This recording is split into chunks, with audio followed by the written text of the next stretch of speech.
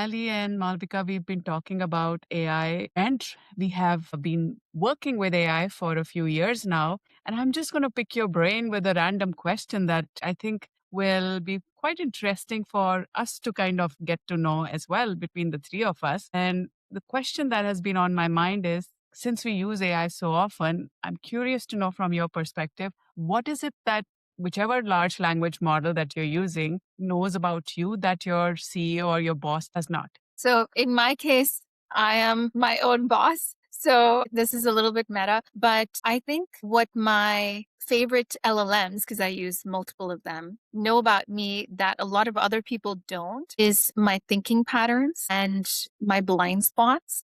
In fact, I've had conversations with a couple of the LLMs about the prompt that I used is based on all of the conversations we've had thus far. Analyze my thinking patterns and tell me what my strengths are and also point out some blind spots that I may not be aware of. And they were all spot on. And from there, we took it a step further, and the LLM created a personalized development plan for me and started serving as an executive coach. So there you have it. That's fantastic. How about you, Ali? I know you are also your own boss. So, what is it that your LLM knows that probably people around you might not about you? I think it's just and of course, hopefully we're conveying this through our businesses, but I think it's just the depth in terms of the style and the manner and how I work and the unique space that sometimes, that I do fulfill, that it's starting to really be able to convey and have an understanding of. So I think for me, and it's something that I'm going to be doing more of, but making that connection between general circularity and the circular economy and where the circular workplace fits in or actually complements that and is an incredibly important part of how, and that's relevant today, but how we're actually going to create these assets, within our organisation. It's, we're going to talk about some other examples around that, but I think making the connection between those two, it's doing quite well. That then pings my mind that, okay, well, that needs to be told now too, right? Like, and then that's, in a more explicit way. So what are you learning? Yeah, tell us, what do you want to know about you that, Circle may not? Yeah. So, off late, I started doing yoga teacher training just for my, own personal transformation. And I've been finding using Claude or ChatGPT, I use both. I use Gemini too. Quite fascinating because every time I go to the class, I come back and I talk about my aches, my pains, where I'm kind of able to stretch, where I'm not able to stretch easily. So I think that's the kind of knowledge that it has that probably I don't speak to anybody around me Mm. that they know. So it's learning not just about what I'm doing, but also what has been my experience in the process of this yoga teacher training journey. So that's quite fascinating, I think. It is. And I think it begs the question of how much information is too much information for one system or one company to Yeah. have on you, right? I recently wrote about healthcare use cases. So it's kind of a related topic. Healthcare use cases that LLMs are being used for. And these systems know all of our inner thoughts and fears and anxieties. They certainly know a lot about our work life. And now they're starting to understand more information and context about our personal lives. So interesting times. Interesting times indeed. And these are three very different examples.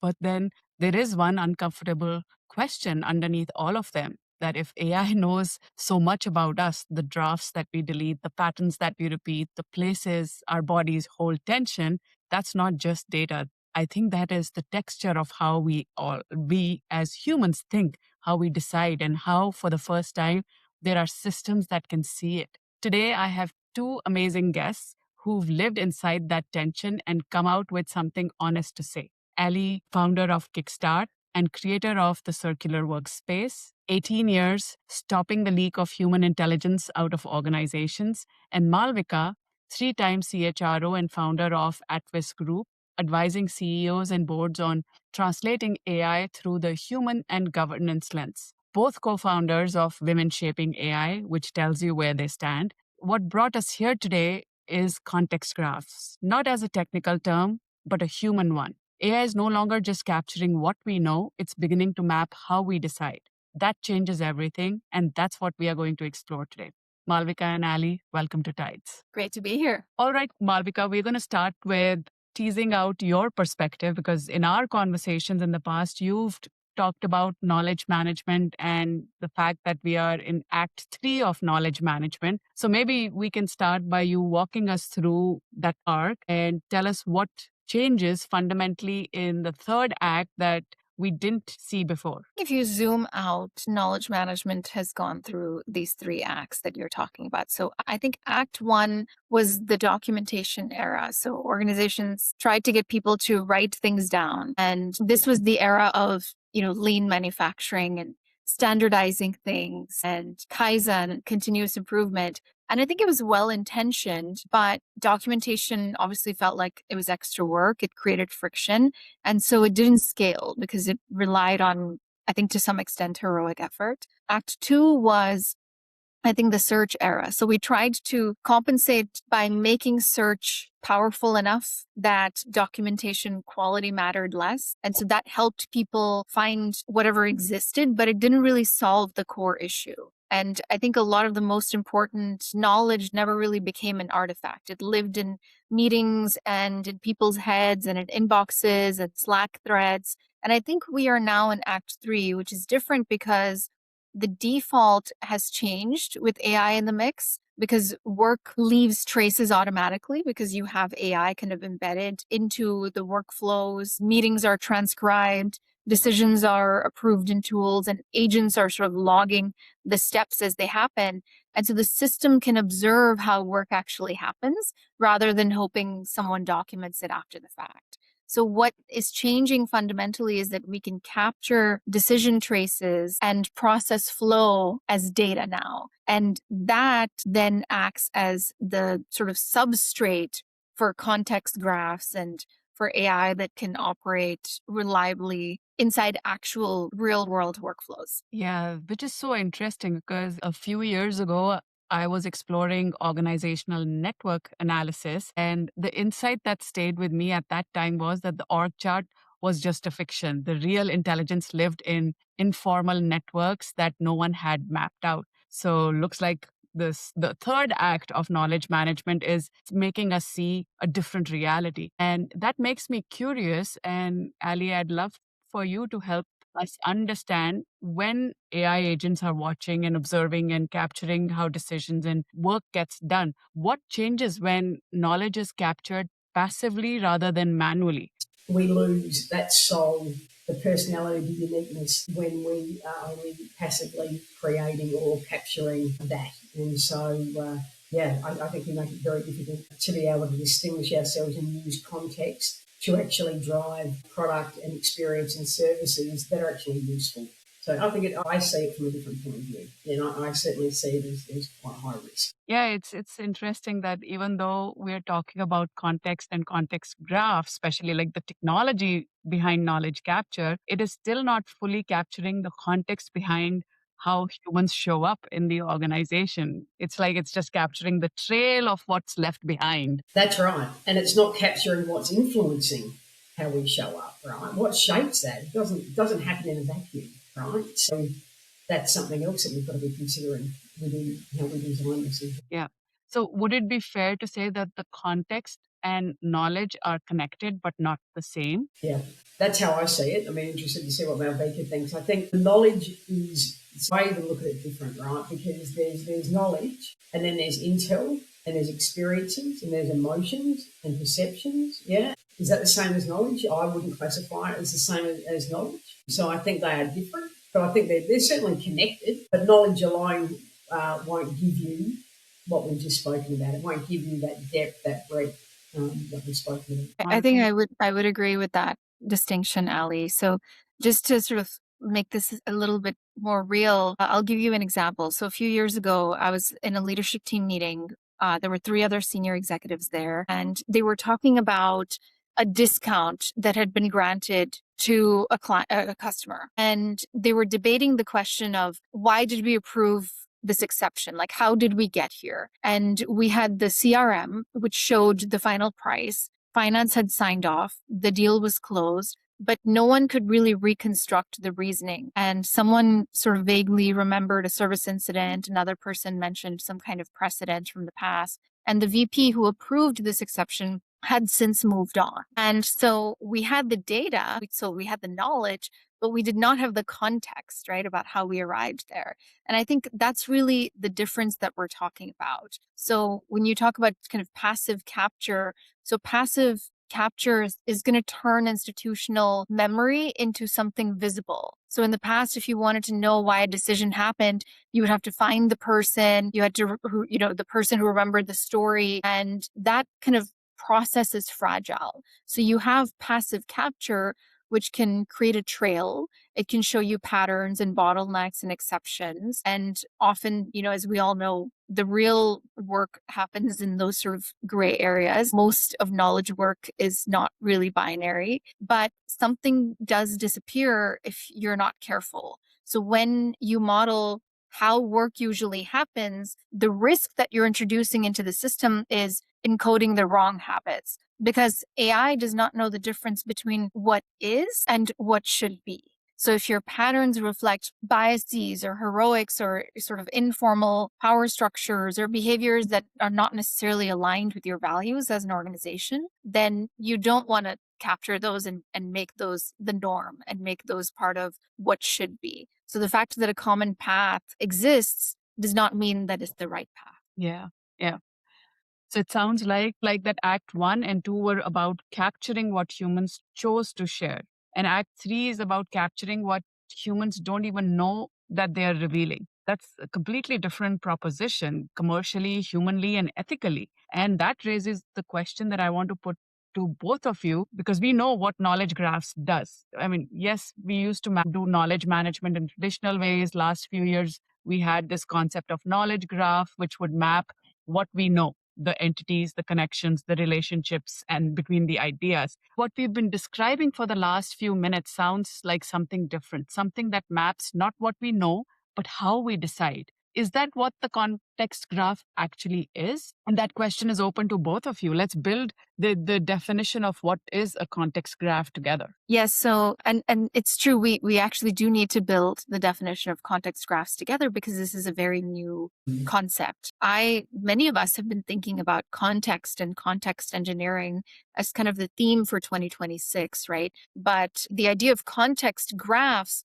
was, I believe, introduced by two of the executives at Foundation Capital. They wrote an essay about it. That's how I came across it. So the simplest way that I think about it is a context graph is a map of how work actually happens inside an organization. So most enterprise systems capture the outcome of work. A deal was closed, a promotion was approved, this engineering incident was resolved. So what they're capturing is a snapshot in time. And what they rarely capture is the sort of sequence of actions and decisions that led us to this point. So what a context graph does is it connects those actions across people, systems, time, and it turns decision trails into something that can be searched, analyzed, and importantly, something that can be learned from, something that both human and AI systems can learn from. And the reason that this is important is as we introduce AI, and specifically AI agents, into the workplace, we need to organize the context within our organizations such that AI can understand when this happens, that happens, or this is where this exception applies, or this is how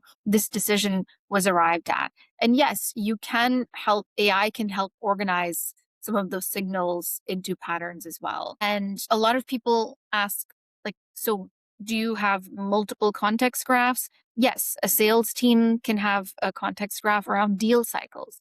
Your engineering team can have a context graph around incident response. And at the enterprise level, those kind of patterns begin connecting into a broader map of how the organization operates. So that's how I think about it. But Ali, interested in your perspective as well. Yeah. So for me in my space, again, Malvika was right to point out it's going to look different for different departments. But I have three key areas when it comes to context, largely sort of umbrella areas that I wanted to share. And the first one is around how we work. So that's procedural IP. Yeah. So these are the rules of the game, the industries you work within, how we show up, how we actually work.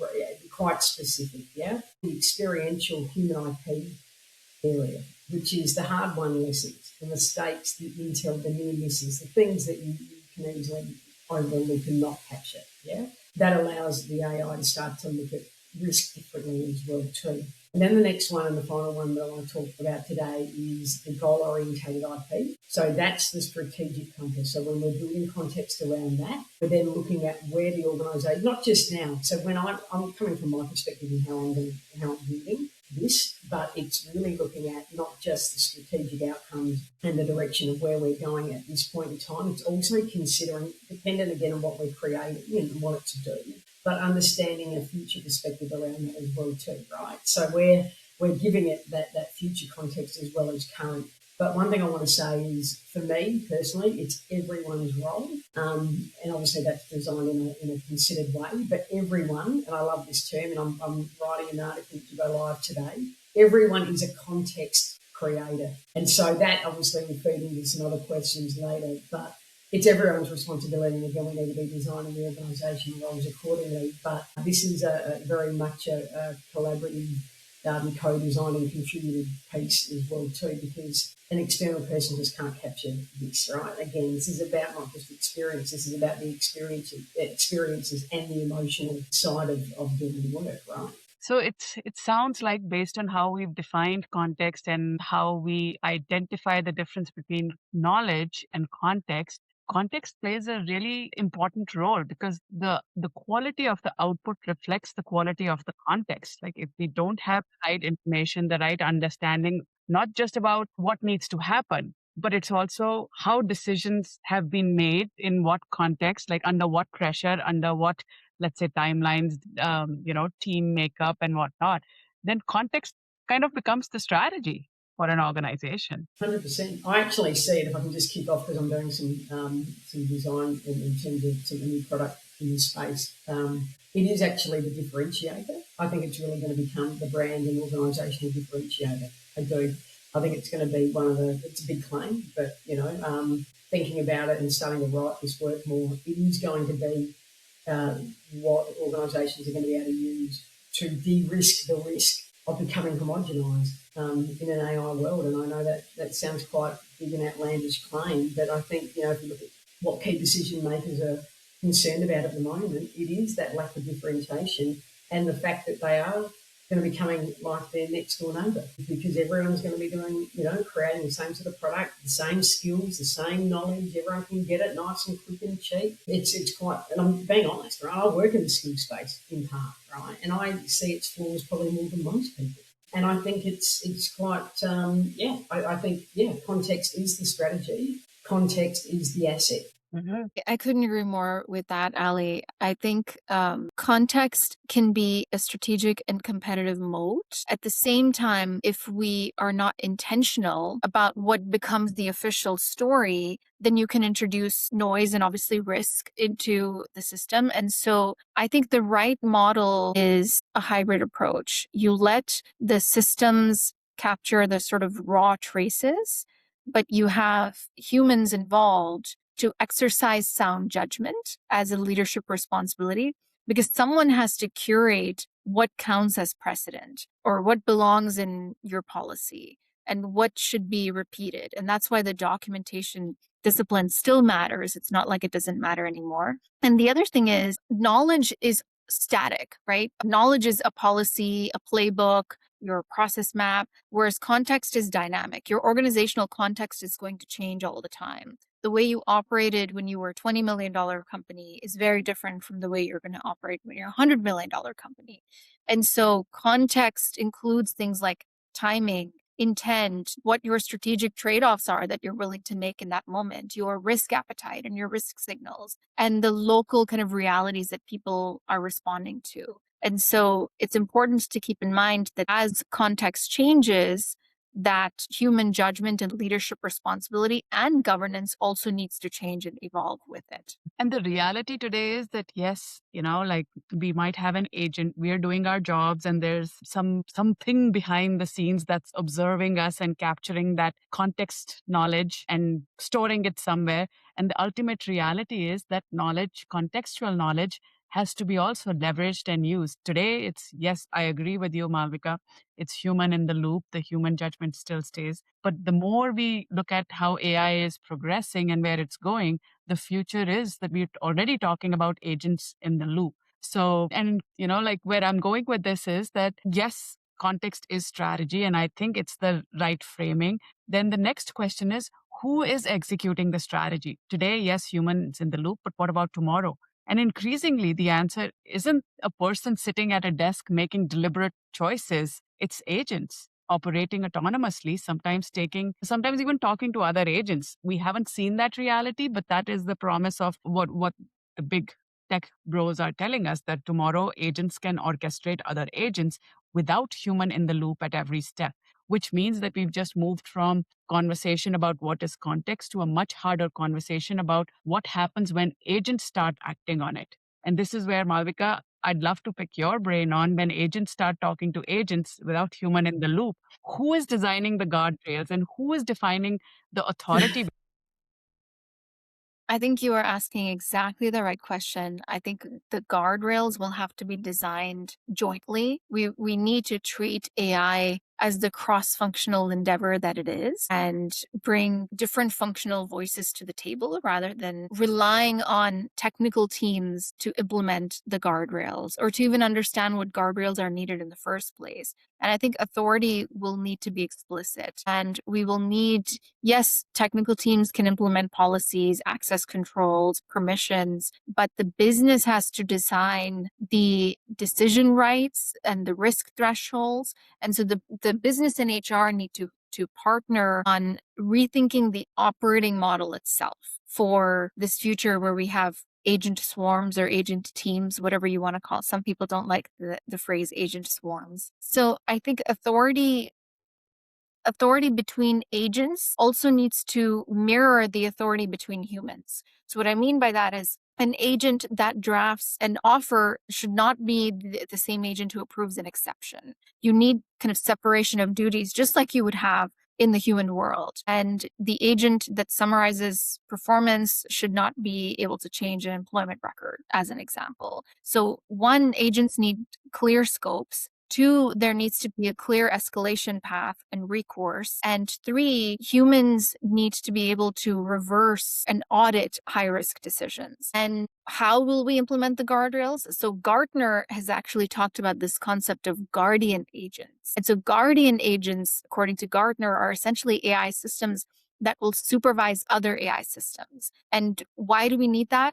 Because these AI systems are so powerful and they are creating so much content, analysis, etc., that it's going to be impossible for humans to supervise and audit all of it, right? And so the guardian agent's job is to monitor behavior, force your company's policy, detect anomalies, and also intervene if an agent is about to take an action that sort of violates your rule or your risk threshold that you've set. Mature kind of agentic architecture, you actually end up with multiple layers of oversights. So guardian agents exist, in short, because the scale and speed of agentic systems is quickly surpassing what humans can directly supervise. And I think it just reinforces the need that we have all the other elements in order, that we are actually making sure that we are,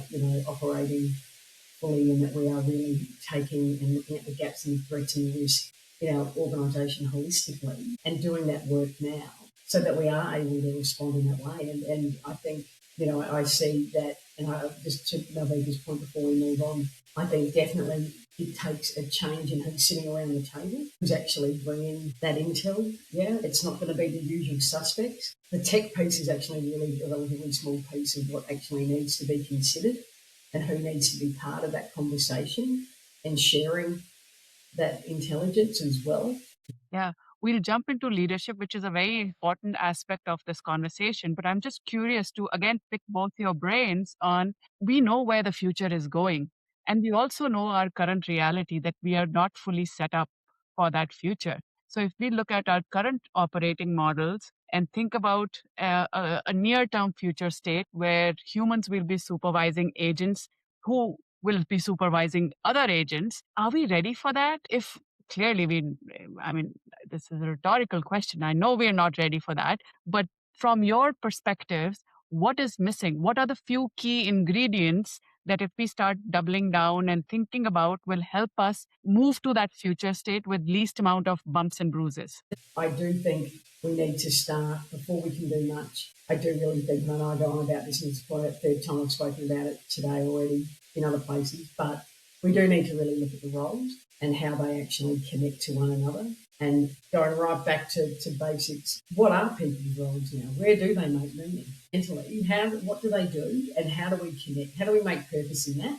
And how do we actually connect those relationships as well in the organisation? Because I think if we rush to an end that we don't even really know, I think we're going to fundamentally miss the way that we need people to show up, who we need to show up, how they must connect, how they find that meaning, before we get all excited about the technology around that. And I know it's not a simple question. There's so many layers to it. But I definitely think we must start there and understand, the very nature of how we use that talent that we have and how we respond to the gaps and the threats and the risk. And I don't think organisations are being particularly skilled. And again, you need to acquire the skill in being ingenious in times of adversity. I think that's critical. But that's not just the role of leader, that is everyone's role. That should be a basic expectation and something that we invest in developing, that people understand how to create opportunity from problems and emerging gaps and threats and risk. Yeah, and clearly nobody has figured it out yet. That's why we are having this discussion and That's why exploring. we're working on what we're working on in our parts of the world. That's right. Because if we don't pay attention to this at this point in time, when we are seeing where the puck is going and don't take action, then it might be too late. Let's think too, it's too costly, it's too expensive, it's too stressful, it's too damaging to brand to try and respond to the crisis when you're in the middle of it, right? Like I can send people lots of different stats on how creativity and strategic thinking decreases in times of crisis, right? We're just not wired that way. And so absolutely, we either say, hey, start now, or it's going to be very, very hard to walk it back from. And I'm an incredibly positive person, but that's why these conversations need to be had, so that we can start to fill that space in people's heads to give some genuine headspace to it. Yeah, absolutely. I couldn't agree more. I think we're obviously getting there from a tech standpoint, right? That's why we are having these conversations about agents and multi-agent teams and agents supervising other agents. But I think from an operating model perspective, we are not ready. We can't even get our operating model straight in just a human to human context, right? So some of the things that we need to work on, we need clear decision rights. So for example, Shveta, you and I have talked about this scenario, right? Where if you and I are colleagues and peers and we have our respective agents and your agent is optimized to seek your outcomes that you're striving for, and my agent is optimized to drive the business outcomes that my team is responsible for. And if we have conflicting metrics, which often happens in business scenarios, if we have conflicting priorities, which agent's recommendation or solution gets implemented, right? So we need decision rights. We need to document exceptions, obviously, as we've talked about, human judgment, and we need better mechanisms for accountability. So when something goes wrong, leaders have to be able to answer who owned the decision, what was the system allowed to do, and where were the humans involved. And we need observability. In traditional organizations, you have managers supervising people through meetings, reports, dashboards. In an agentic organization, you need visibility into the actions, the tool calls, and the outcomes, because without that, you cannot manage the risk and the performance of your agentic organization. And the last thing is we need cultural readiness. So people have to be able to trust that the agents are there to reduce friction, not to surveil them in the background. And that requires obviously transparency and boundaries, but it requires deep trust, employer-employee trust. And what worries me and what's really alarming to me is right now, not just in the US, but pretty much across the world, we are suffering from a big employer-employee trust deficit. So the missing pieces, I think, are governance, visibility, leadership, and trust. Add something to that as well. Malvika, you just put a little brain ping out here, as you do. when we come back just to looking at that circularity sort of framework, there's another element off the back of the accountability piece Malvika just mentioned, and that's traceability. Yeah, so tracing it, right? Being out, and again, accountability. This is going to be difficult for people. I don't want that. Most people don't go, yeah, I'll make myself publicly accountable unless you're us. So the traceability around the decision making and the process and the steps and how that came about and who contributed to that. Again, just using it as one of the elements from a circularity model is going to be important, I think, to being able to make that happen. So you're right, that changes people's how they show up, but also their own day-to-day. And Malvik, Ali, actually, I wanted to, because you mentioned circular workplace, I wanted to pick your brain on what does leadership look like when the coordination layer is no longer humans, when machines are listening to leaders and doing their bidding.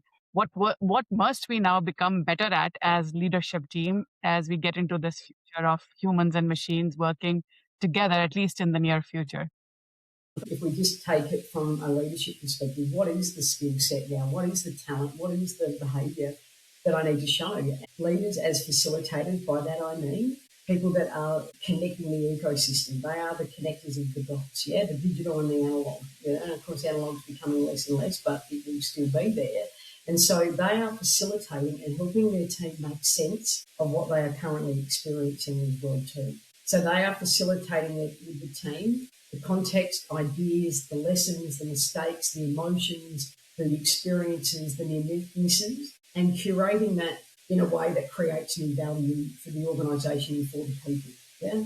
So they're being able to take that in, to be able to turn it, to be able to repurpose it, to be able to develop their people at the same time. So facilitators, it's a sophisticated skill set, but they are facilitators now of, if we just talk in the context sense, being able to capture but then convert that into continually new value for the organisation. And so very different skill set. As I said, but that will be, I think, a key role of not just leaders, but managers and potentially supervisors and, leads, depending on how the projects and the organisation is structured. Yeah, certainly not facilitation, i.e. facilitate a workshop. I'm talking really drive this forward and fill that white space between the learning and development and the BD side as well too. Can I just add to that? So I couldn't agree more, Ali, that facilitation is a very sophisticated skill set, and I think it's going to become even more important for leaders. Also, in addition to that, when you have agents handling scheduling, routing, drafting, follow-ups, right? Leaders bring less value in terms of being the central hub of coordination. Where their value elevates is in setting direction, rallying teams around a compelling vision, and designing the work. So designing what needs to happen in order to move the business outcomes forward and what part of the work needs to be done by humans versus humans and agents working together.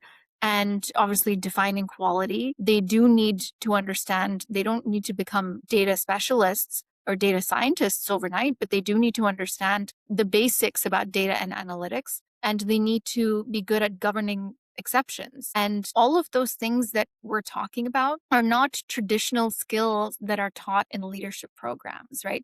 These are kind of org design light almost. And so I think those are some of the capabilities that we're going to need to cultivate in our leaders, in addition to, the judgment and the ethics and all of the other things we've talked about. The managers now need to define what good looks like, what risks are acceptable, and which principles are going to override efficiency. This is about that ability to not fear the emerging gaps and threats and risks, but to, like we said, convert it into something that is ingenious, that has that value beyond just the individual.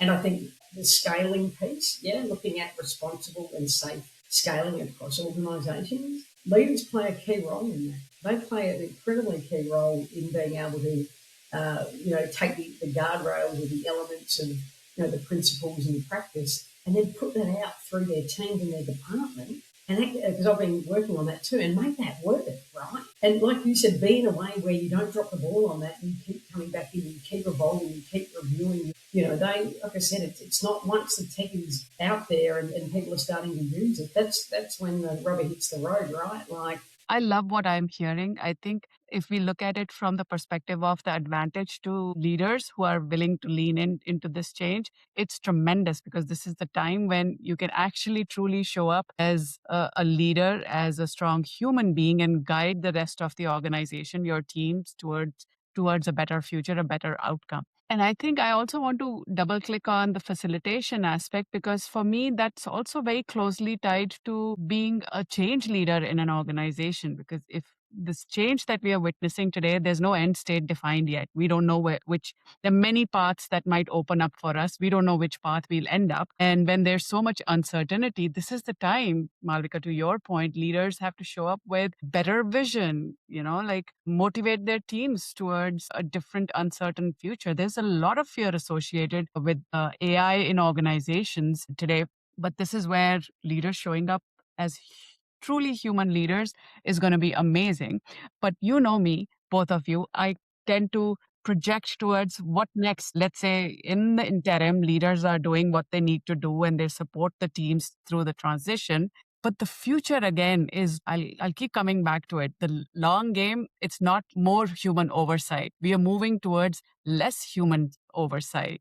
We are moving towards systems so embedded in how we work that the interface that we are so used to today, that might totally disappear. We might be having wearables, ambient AI, voice, invisible workflows that anticipate what we are asking even before we ask. So if we move towards that future, what happens to everything that we are just talking about leadership, culture, accountability, when there's no longer a moment where you consciously engage with the system at all? It's just there.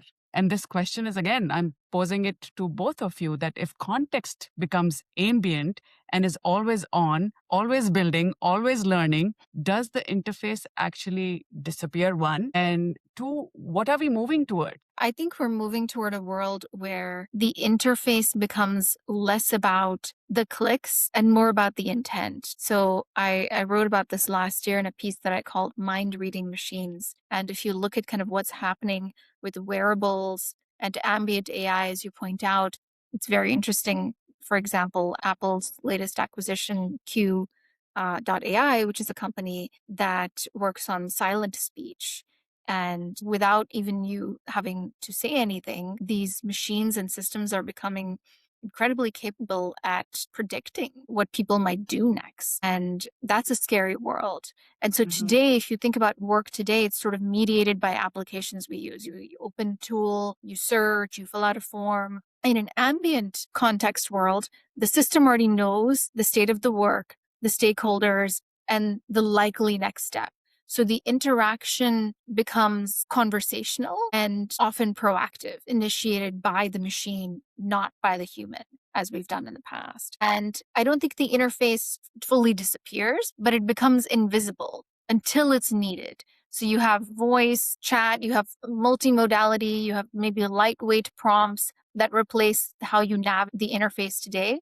And then workflows can become orchestrated sort of behind the scenes. So the upside there is you have reduced friction. The system can route requests, draft updates, coordinate across tools, etc. The risk is the loss of agency, because when things become invisible, people may stop noticing how decisions are being made. And that's why what we were talking about earlier with transparency and auditability, and the point that Ali made about traceability, is so important. Because if the interface is less visible, the reasoning trail has to become more visible. And that brings us full circle back to context graphs, because they can provide that. Yeah, but I actually think the last hour of this conversation is going to become even more important, even more essential.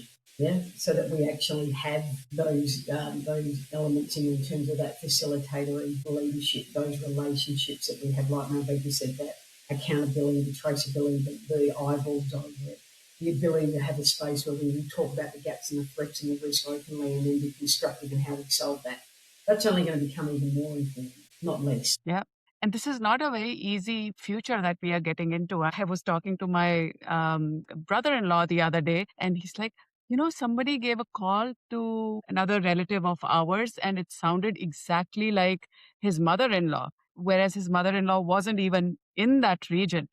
So now this is where I'm curious again to explore with the two of you, how much context is too much, because there's a chance where the data can be mined and can be misused, and it can also bleed into surveillance territory. Who's drawing the line? Like if AI truly becomes ambient down the road, how do we put a stop to, okay, this is what we want to give to AI so that it has the context of how we operate, and say no to certain things or revoke certain information that goes into AI. How are you guys thinking about it? Are you sensing the same uncertainty and fear if AI does become ambient, that it bleeds into surveillance territory? This is something I've been thinking about a lot. And I wrote a piece last year called something like AI and digital surveillance at work, because it is top of mind for me. I do hear that concern from employees. And I went deep into this rabbit hole and did a bunch of research. And it's true. It's a big concern for many employees across the globe. And so I think the line is crossed when context collection moves from enabling and augmenting work to evaluating people without their consent, without transparency. And I think the safest approach that you can take is start with some clear principles, like, for example, collect only what is needed for defined workflows, or minimize sensitive content, or use aggregation and anonymization where possible, make the system auditable, right? So someone has to own those choices. And in my view, it should be a joint ownership between business leaders, HR, legal, and your data privacy and security team. Not because governance should be bureaucratic. I think that will be the counter argument from the technologists that sounds really bureaucratic. And I don't think so. I think it's because context touches human dignity and trust and risk. And from a practical standpoint, you need to publish a very clear policy on what is captured, why, how is that data used, who can access it, and how long is it retained. So I think personalization is great. We often tout personalization as one of the great benefits of AI, and that's great, but it can also become control. Yeah. And so I think any senior leader who is thinking about this should expect to be able to answer some basic questions from their employees, their customers, any of their stakeholders. And those are questions like, what data do you collect about your employees, customers, et cetera, and why? How do you ensure that AI decisions remain subject to human oversight? And how do you protect workers' dignity while seeking productivity gains? I don't think it's either or, and I don't think one should compromise the other. Yeah, this just sparked a thought in my brain that maybe we need to also look at ambient AI in not just work context, but outside work context as well. Like if we have these two contexts in which we are looking at ambient AI, in work context, Malvika, I 100% agree that we have more control as an organizational leadership team to decide what to capture, what not to capture. Though even there, I'm quite uncertain because there are now tools who just shadow you and they become the digital twin of Shveta in organizations. I do not feel digital twin of Shveta will still operate the way Shveta does in the organization, because that's the level of context that I don't think AI will be able to capture, because we are strange beings, we are human beings, and we operate not consistently like machines all the time, even if the context stays the same. So I don't know how AI is going to capture that nuance in terms of how Shveta shows up at work. But in personal life, ambient AI, I'm like, wow, it's like open ocean. Anybody can define whatever they want to define. At least as an organization, you have some moral, ethical responsibility towards your employees.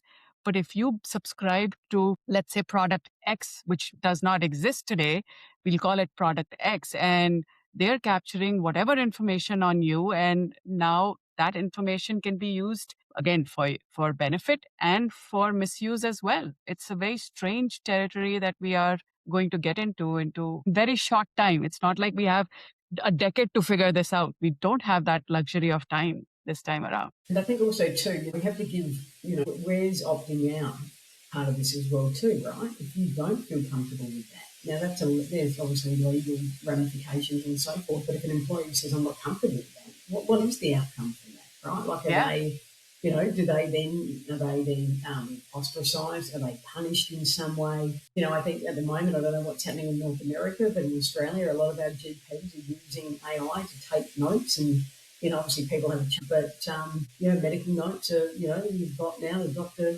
is now using AI to record that. Now, that has legal ramifications too, right, for people. And, everyone's different. My husband's like, I'm not wrong. He goes to a doctor once a year. It's, once a decade. But for women, it can be different too, right? It's a personal thing. So I think we're going to have to think, like Malvika said, personalisation is awesome, but we need to think about, where's the harm, and how do we try and obviously mitigate and remove that as well too. And again, we need to then be able to start to have that mature conversation around those challenges in organisations that perhaps we've tried to avoid, and we're going to get to the point where we can't avoid them. So that's a challenge, but an opportunity too, right?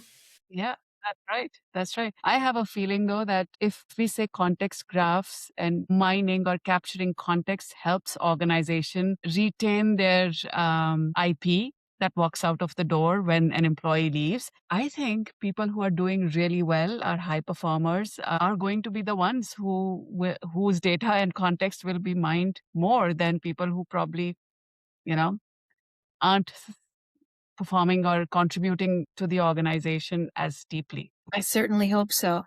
And this is where leadership discernment comes in, right? What becomes the official truth going forward? Is it the average of your organization? And if so, are you confident that the average of your organization is great? Because your organization is only as strong as your weakest players? Or is it the context of the top performers, like you said? All right. So this clearly is a very unknown territory as we get into context graphs, and not everything is ironed out, and not all I's are dotted and T's are crossed, which I can say broadly about AI and where we are going. But as we wrap up our conversation, because we can spend another hour diving deep into context graphs, which we should another day. But for today, we'll put a pin in the conversation. Before we wrap up, I have a wrap-up question for you both. So Ali, we'll start with you. What skill becomes more valuable and not less in a world where context is being captured by machines? I'll say it again, facilitation. No more to say. So it's not just, while we're saying it's a leadership skill and behaviour and trait, it is across all levels of the organisation. And Malvika, what should organizations stop doing immediately, and what should they start building now? I think what you should stop doing is stop letting the most important decisions live only in informal channels and in individuals' heads and memories. So I feel like that makes enterprises slow and inconsistent. So start by building structured institutional memory. Build documentation discipline into your organization and culture. And I think that is super important if you want to create an environment where humans and AI can learn from the organizational context and turn it into reusable knowledge, which ultimately creates value for your business. I'm reminded of this quote by HP's former CEO. This was like 30 years ago. I think the CEO was Lou Platt at the time. And he said something like, if only HP knew what HP knows, we would be 3 times more productive. And I think that's what context graphs provide. They provide what knowledge sits in your organization and how you got there. So there you have it. Well said, Malvika. We came in with a technical concept, context graphs, and I think we've established that it's deeply human one. It's not about what systems can capture, it's about what humans choose to steward. Ali and Malvika, what you both described today is what that stewardship actually looks like in practice, and I think that's the most important thing this conversation gave us. We are not moving from data to intelligence, we are moving from knowledge to memory. And memory is not neutral. It carries weight. It shapes identity. It determines what a person or an organization believes it is capable of. Technology might hold context, but humans must hold the judgment. Thank you both for sharing your wisdom with us today. Thank you. And to our audience, if this episode landed for you, share it with one person in your organization who needs to hear it. I'm Shveta Malhan, and this is Tides. See you in the next one.